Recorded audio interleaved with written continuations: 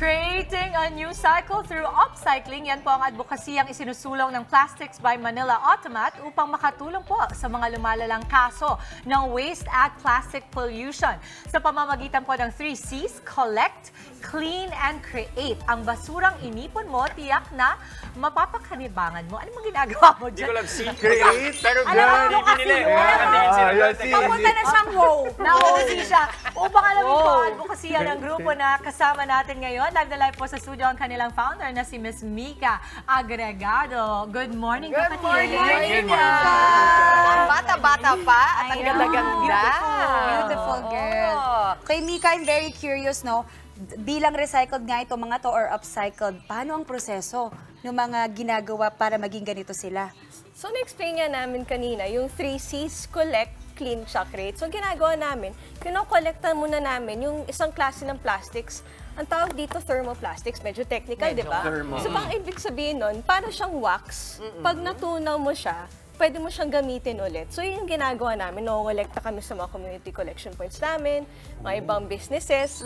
So, kadalasan mga takip, shampoo bottles, panlinis, pati yan yung mga shopping delivery bags. Pag nakolekta namin to, pinipili namin yung magagandang kulay. Nice. Tapos, sineshred na namin. Kaya namin sineshred para maghalo-halo na maayos yung kulay.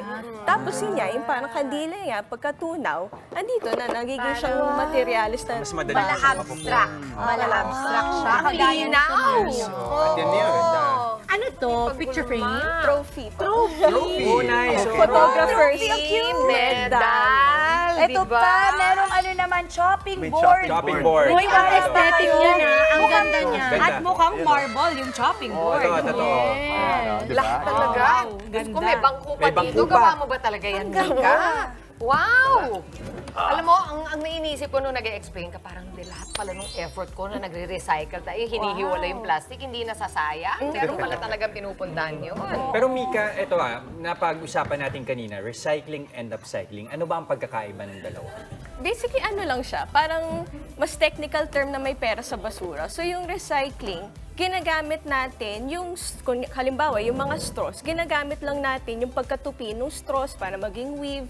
Ito namang upcycling, kagaya niya, yung medyo technical na term niya na thermoplastics, ginagamit natin yung chemical na properties ng plastic para gawing bagong materyales. Mika, parang it takes new form. New So, as form a talaga. upcycling, it's a new form. Oo, Sa yun. recycle kasi, you just find a different use. Different value dun sa material. Valedictorian din ako ng bata. Bigyan ng medal! Bigyan ng medal! Bigyan ng medal!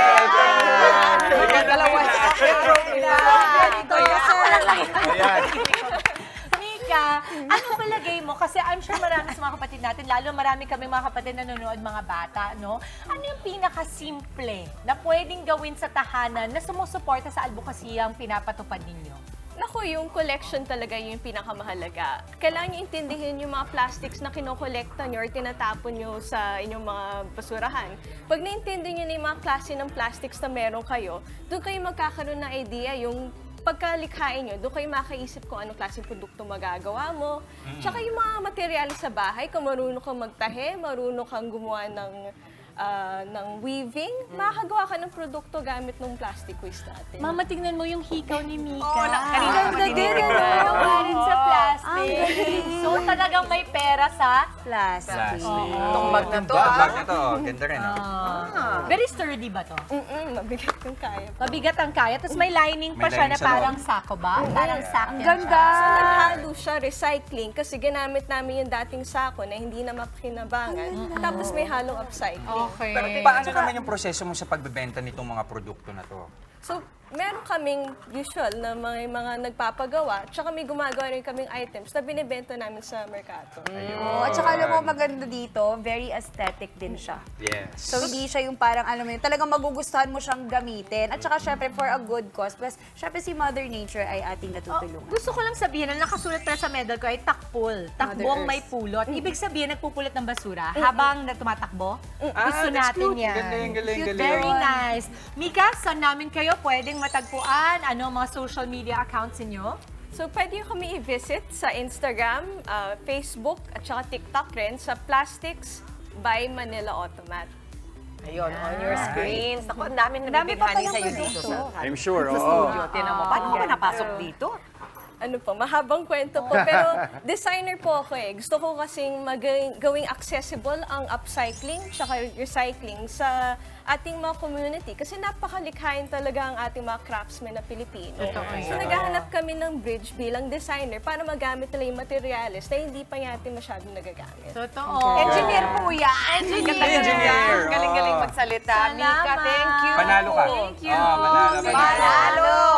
Mga kapatid, Dimples Romana po, kumpletuhin ang inyong umaga ng mga kwentong puno ng inspirasyon.